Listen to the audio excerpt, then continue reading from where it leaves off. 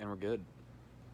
Happy Friday, everyone. Well, we made it through the week, and what a week that we've had here at ArtReach Studio. A full week of hockey-related art activities, and we're closing it out here this afternoon. We're going to learn how to tie-dye. So how about you come this way? We've got Darcy from ArtReach, and Darcy, kind of give us the lowdown here of what we're going to do. So this is our mess-free tie-dye. So if you've tie-dyed before, you may have used buckets and dipping the dye and rubber bands. We're not doing it that way. And I know I spoke with my Boys and Girls Club person yesterday, so they're very excited that it won't be a big mess all over their beautiful building. So what you're going to do is, if you picked up a kit, or if you just came and picked up a t-shirt today or yesterday, we have, you're going to want your t-shirt. And you didn't have to wash it first, anything like that, and you're going to lay it out on a table. You'll see I have two t-shirts. I also have something on my table. Either you could use newspaper, you could do this outside if you want to go outside on your deck or your porch. Don't do it on your deck, on your grass, whatever. You can do it there, but as long as you have a covering that you're not on your mom's nice table doing tie-dye. So there's a couple things you're going to need, and as I told you, you do not need fancy dye. We do have some dye here, but we also have in this bottle is some, it's not Dawn, it's paint and water, just paint and warm water that makes a tie-dye color for you. In the spray bottle, you can put the paint in warm water. We have some dye in here. We might have a little bit of both. We also have these watercolor dyes. You can make your own watercolor. This is in like a little dripping bottle, and I got these from CC Lowell. And they drip just like you'd bring it up. And you may have some of these around your house. These are watercolors, but you can make your own by just mixing water with your watercolor, so you can do it that way. I have some Sharpies, which everybody's kit should have come with a permanent pen of some sort, a Sharpie or a paint pen. I also have some straws, which we're going to use, and then I have some crayons, which we're going to use. And you can use regular markers too. If you don't have Sharpies, they'll work, because we're going to heat set everything we do in the dryer before you wear it or wash it. And once you put something in the dryer, whether it's a t-shirt or any kind of coloring or dye, it's going to be permanent. Even if it says the markers aren't permanent, it's going to be permanent. Okay, so here's what we're going to do. I'm going to start with the easiest one, which is the spraying of the dye. So the first thing you want to do is kind of separate your shirt and figure out where you want your tie-dye circles to be. And tie-dyes can come in circles, or they can be accordion folded, and they make those kind of cool psychedelic designs. So I'm going to start by putting my hand inside my shirt, and I'm just going to twist it, and the back is separate from the front. I don't need to put anything on the inside of my shirt. It's not like painting a t-shirt. I'm going to make one of these kind of roses here, and then I'm going to do another one here. I'm just going to twist my shirt a little bit on the side, and I'm going to do the same thing here. And then I'm going to take that spray bottle, shake it up a little, and I'm going to spray all around. And I'm just going to, if it drips a little, totally fine. So I'm going to spray that right around there, and I can go to the side of it, and you'll notice it is getting on my table, which is why it's covered, but I can just wrap this up, or if I'm outside, the rain will wash it away. And so I'm going to let that sit just for a minute. I'm then going to take my, while I'm waiting, I'm going to take my sleeves, and this is a good way to do the accordion fold, which if any of you guys have ever folded a fan, just like with paper, you know that you can just go back and forth, and you can do this the same with your t-shirt. And I'm just, it doesn't have to be perfect, you're just trying to get that accordion fold. You don't need anything to hold it down. I'm just going to go like this, Just going to press it down, and you'll see I have some ridges here. And I'm going to, instead of using my, I think I'll use these paints, instead of using my spray bottle, which I could use, I can do my whole thing with just one of these techniques. I'm going to pick up this dye, and I'm going to, and this is just watercolor dye, I'm going to drip all this on there, and it's going to make kind of a, shake it up a little bit. It's going to make a pattern that's going to go through, and I can just drip it on there. I can kind of paint it on there. Dripping is a little better for tie-dye though. It makes it less controlled, and you get kind of more of a cool design. So I'm just adding that there. And then I'm going to take, I think I'll take some of this. This is just acrylic paint, the kind we talked about yesterday. Any kind of acrylic paint will work. And you're just going to drip it on there. Okay, and let that set a little bit. And then while this is setting, I'm going to go to this shirt. There's something that another artist had showed us to do, and it's using the crayons a bit. So I'm going to take kind of a light colored crayon, just so I can see it, but still light colored. And then I'm going to, let me see, light colored crayon, and I'm going to use my Sharpie marker. And it doesn't matter which kind I have. Sharpie marker, as you know, is permanent, and it will stay permanent, but it will also move around if you add some alcohol to it. You need a 90% or plus alcohol level, so don't buy it from the dollar store. You're going to need the kind that you get at CVS. The dollar store is usually 60 or 70%, and it won't bleed as well. So I can take my shirt, and I can draw, you know, anything I want. I can draw, you know, some kind of a spiral. I can turn that into some kind of a flower. You guys will draw whatever you like.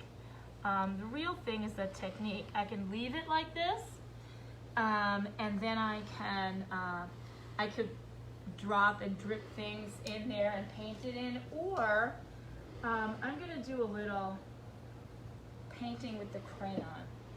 And so what I want to do is, it's going to create a resist. And if you've done some work with us before, you know that wax, oil pastel, things like that, you could use oil pastels here. They will make a resist. So I'm going to just draw some crayon on there, and I'm going to make it kind of thick so you can see it on the video. So wherever the crayon is, none of the ink or the water will set, because it all, excluding the Sharpie, has a water base. So that's why you want to use the Sharpie for the outline. You will see some of the color, because I know you're thinking, if I put a crayon in the dryer, moms, it's going to just kill my dryer. There's not enough crayon here to kill your dryer. You're talking about cool heat on your dryer with, and I'll go over this, for about 10 minutes. It will just set it into the fabric so that you see the color, and so you can use bright colors. I'm just using this so you can see the separation, and then you can, it won't ruin your dryer, and then it will heat seal it so you can wear it. So I'm going to then take the center of my flower, similar to what I did here, and I'm going to just turn it up a little bit, and then I'm going to spray it. I'm going to let it sit, and that will not stick to where the crayon is, so you can do a little bit of resist on here. So I want to empty this one up. This is the one that we're doing the most to. This is the easiest techniques that you could possibly do, and when I shake it out, now that it's dried a little, you can see it starts to make those tie-dye marks. So I can go back in, and you can see it over here too. It started to, probably needs more time here, but started to bleed in here. So I'm going to go back, and I'm going to twist it again in another spot, and I'm going to kind of flip it over and twist it up here. And I'm just going to continue to do this so that I can continue to make the different tie-dye marks. Twisting, I think, works the best, but you can also use some here. You can also do the accordion fold, and I'll do another accordion fold so it looks a little better. And this is your basic no-mess tie-dye. So while we're waiting for this to come undone and dry, let me do an accordion fold over here.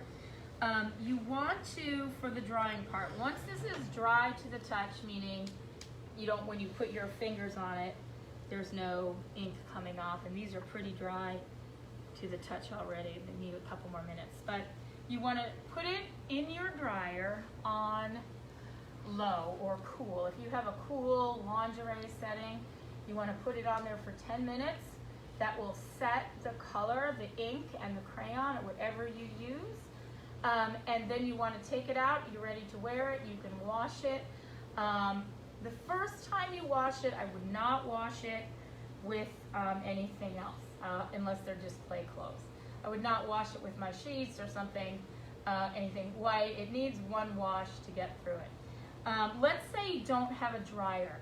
You can hang it up out in the sun, I would say for like 2 hours, and that will be sure that it totally dries and sets it inside the fabric, and then it's ready to go just like it was in the dryer. In the dryer, do not use a fabric softener sheet because that will mess up how it attaches. The fabric softener sheet leaves a little sizing on your clothes to make it smell good and soft, and that will keep it from setting into the fabric. So the other thing I want to show you, if you do so this one is really kind of ready, and you can see that I still have the yellow here. It won't stick to anything that's yellow, but I want to show you a little bit better how to do that accordion fold. So if I take my shirt, and I'll do it on this side so you can see better, and I just fold it up, then fold it up again, fold it up again, and go to however high I want to go. I can do the whole shirt, but however you want to do it. I'm just going to take my, I can use any kind of inks that I want. I'm going to use the spray because it's fast, and then I know you guys can get started. For my Boys and Girls Club friends, you want to send this home in a Ziploc bag. I would take everything out of my Railers bags that we gave you and put this in it, and then it can go home in the dryer. And again, if not in the dryer, you guys can hang it up and save the family some drying time. So I'm just gonna spray this on here, and then you'll see, let me let it set. I'm letting it set so that there's no puddles of the dye, and also so that it soaks in. This is a cotton t-shirt, a good quality cotton t-shirt, so it'll soak in nicely. All right. So then when I undo it, ooh, let me redo that. Not so good. I don't have a good angle. So you're gonna need a better angle than Miss Darcy has. Let me put that back. Oh yeah, that'll be better. Sorry about that, you guys. So the other thing is we have some logos on here from people who generously support the Railers and sponsor the teams. Once this comes out of the dryer, you'll be able to see those perfectly fine. The dye will not stick to the silk screening ink, and these shirts are silk screened. Any shirt that's silk screened, the dye won't stick to. It's kind of like the crayon resist. So let me just let this soak in a little bit more. That looks better. It's looking better. I could then, if I wanted to, fold it and twist it again. You can really do whatever you want. You can add more than one color. Other things that you can make the dye with, and I know we mentioned this yesterday, you can make the dye with the paint or the dye. You can use the watercolor. If you have any of those little tablets left over from Easter, you can mix those with vinegar, not water, but vinegar, and they will work as a dye. If you have food coloring, you can use food coloring as a dye and mix it with water, as we've done in the studio all the time. You can use the liquid food coloring or the paste food coloring. if you take a bunch of strawberries, not the kind that you're going to eat today, but the kind that maybe are getting a little soft or funky in the refrigerator, and you smash them up really good, you can then kind of put those through a sprayer, or you can even drop them on and wherever they stay. It'll make the color of the strawberry. Blueberries do the same thing. If you come to University Park when we do the printing with strawberries and blueberries, you'll remember how that works. This time you just want to smash them. It's like those smashberry prints that we make. Let me see if this is a little bit better. So again, you're just making any, so there. All right, so you can go stripes. You could then go this way. Let's see if this works, and just keep it a little open. I don't think I kept that first one very open. And I can even go like that. As you want some of the ink to go inside there. And this red should show up pretty good on that canvas. So let it sit. And that's all you're doing. Tie-dye is pretty simple. The old way was tying it with rubber bands, dipping it. If you want to tie it with some, if you have rubber bands, they're a little hard to find. If you have any pipe cleaners from the other kits that we passed out, you can wrap them with those. Any part of the shirt that you cover or fold, you're not going to get too much or any ink in, and that's what you're trying to do. You're trying to make those designs where the ink doesn't go. Just give that a little bit. Yeah. Let me undo this one. Oops. All right, it's kind of ready for the 4th of July or Labor Day. So you can see, and now this got some on the back, and you're just gonna keep going to make these tie-dye spirals and different marks and different stripes. The other thing you can do, and it's not really a tie-dye technique, but it is a technique. If you have, I'm trying to think if I have a shape over here. Let's say I just wanted to make a square shape, and I'll find a place on this shirt to do it. So, and you could cut out shapes, make your own stencils. You could come back and visit Mr. Adam. Mr. Adam is making stencils with a new Cricut cutter, and you'll be able to make your own stencils. So you could do all these shapes, go around your stencil. We'll just pretend that my crayon box is a stencil, and it will leave me this nice white square, and then I can go back and draw some things in it. You know, we drew things this week, so maybe you know, maybe I want to draw a hockey stick. Maybe I have a favorite hockey stick. Maybe you want to draw one of those cool masks that Mr. Myers drew. Those were incredible. I'm going to replay that on the Facebook page. That was really, really cool. And so you can draw things in there. And again, once you heat seal it, you can make all these kind of pictures. Hockey pictures, picture of a shield, picture of a puck, picture of tracks, anything like that would be perfect. So let's open this one and see what we have here now that we've done it a couple times. Oops. All right. So now you can see you've made all this kind of stuff. You can twist it and make another one. And that is basically the tie-dye class for the day. I'm going to turn this one over. And I want you guys to send in some pictures of your tie-dye shirts. Maybe if you're wearing them, that would even be cooler. And remember, dryer on, if you have a dryer, dryer on cool for 10 minutes. And then it's ready to go. Wash it the first time by itself.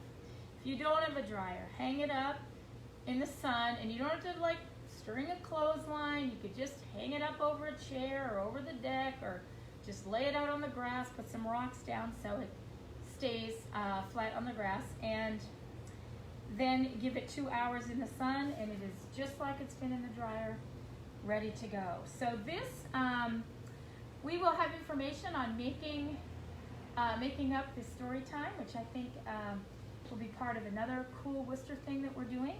This is really the last thing we're doing for Art Week. Thank you so much to everybody who participated and to the Railers for once again so generously supporting Worcester and our community. I think everybody had a great time, and send in the artwork, keep sending it in. And I think that's it. Do you guys have anything else? All right then.